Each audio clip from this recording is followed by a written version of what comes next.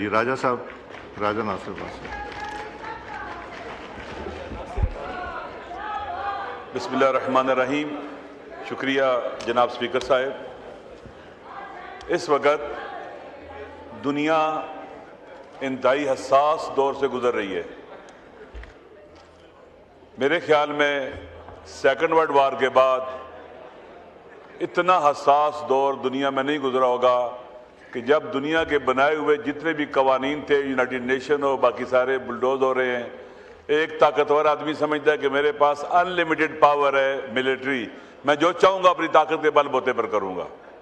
मैं आपकी तवज्जो ये मसला जो भी उठाने लगा हूँ, मेरे ख्याल में ये मेरा नहीं है, ये हम सब का मसला है।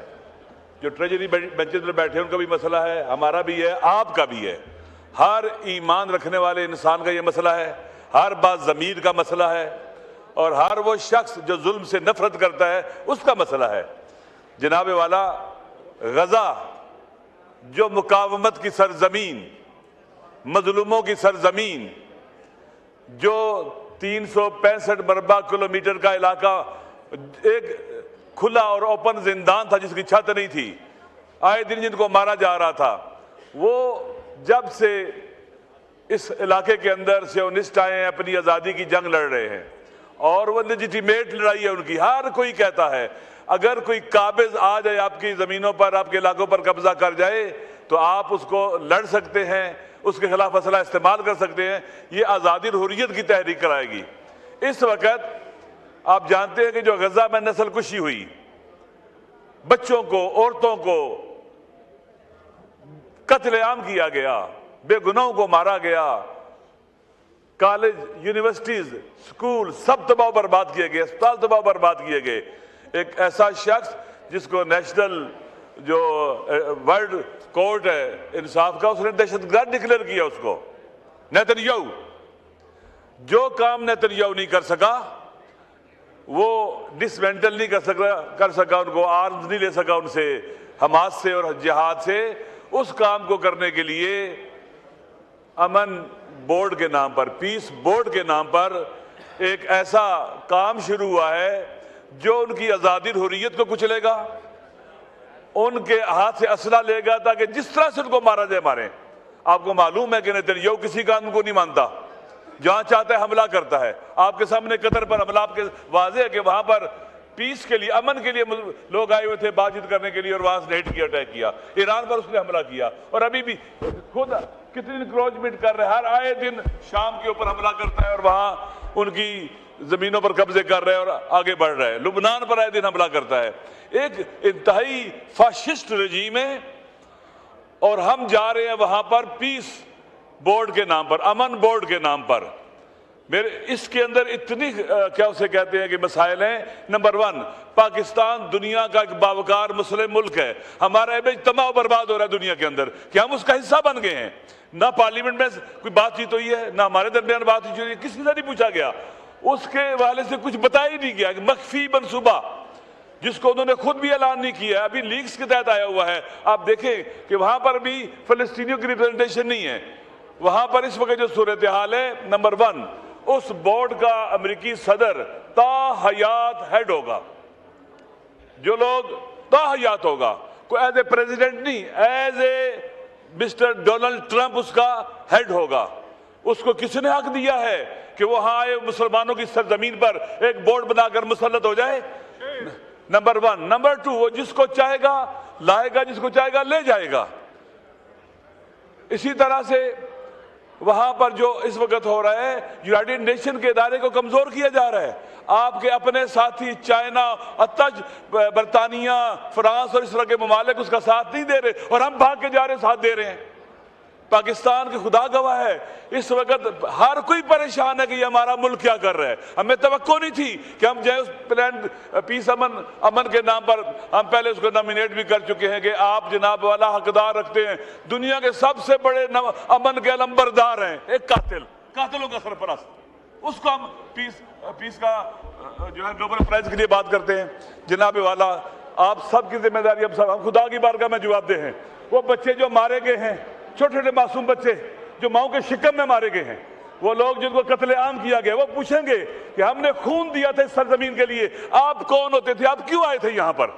कुरान की सरी आयात के खिलाफ है, नस सरी के खिलाफ है ऐसे मुआहदे का हिस्सा बनना जिसके जरिए मुसलमानों की सरजमीन पर कोई कब्जा करेगा, वहां के मुसल्लत हो जाएगा, कंट्रोल करेगा।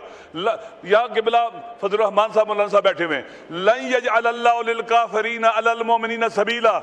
इस आयत से हमारे तमाम फुकाए सलाम ने एक कायदा जिसे आपकी इस्लाम में डॉक्ट्राइन कहते हैं अख्ज़ किया, कायदा नफी सबील।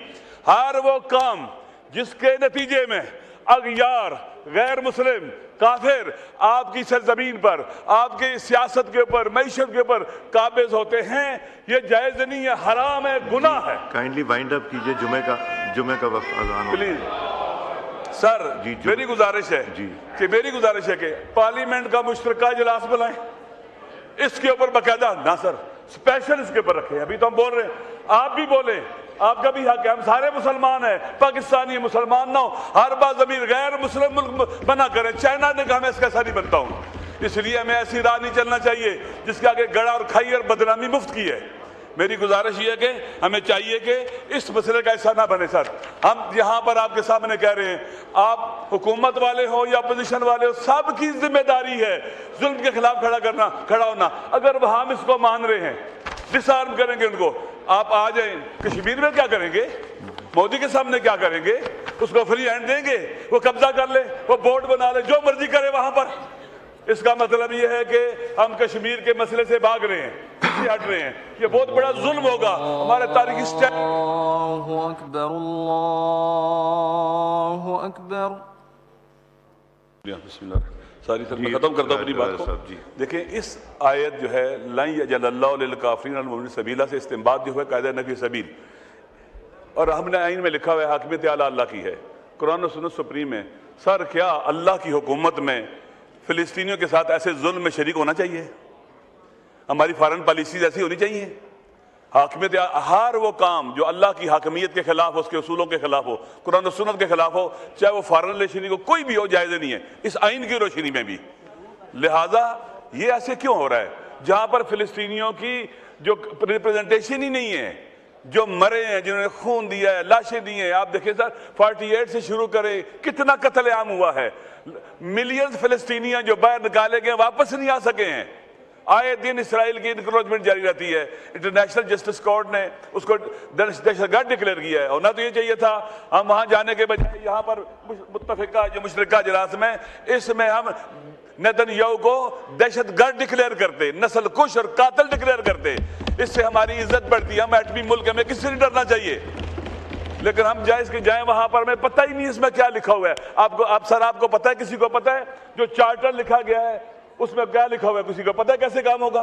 कुछ लीक्स आई हैं बस छोटी सी, उसमें कुछ भी नहीं है, हमें पता ही नहीं है, बयान ही नहीं किया गया है। लिहाजा सर होना ये चाहिए, फिलिस्तीनियों की रिप्रेजेंटेशन ही नहीं है, हम कैसे वहां जा रहे हैं?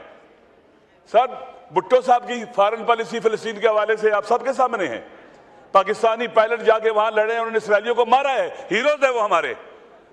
लेकिन अफसोस के साथ कहना पड़ता है जनाब स्पीकर, हम सारे मुसलमान हैं, इंसान है, बाज़मीर है। कातिलों के साथ बैठना, कातिलों के सरपरस्तों के साथ बैठना, उनको खुश करना और यकीनन खुदा को नाराज करना। सर जालिम जब खुश होगा खुदा नाराज होगा। इसलिए मेरी गुजारिश ये है कि बाकायदा यहाँ पर होना ये चाहिए कि हम इसके खिलाफ करारदाद पास करें। इस पीस बोर्ड को हम कब्जा बोर्ड कहते हैं। नेतन्याहू की मर्जी से लोग वहां जा रहे हैं और उसका हिस्सा बन रहे हैं। ये डोनाल्ड ट्रंप साहब कहते हैं मैं सदर नहीं भी रहूंगा तो इस बोर्ड का मालिक रहूंगा, मैं गजा का मालिक बन के जा रहा हूं।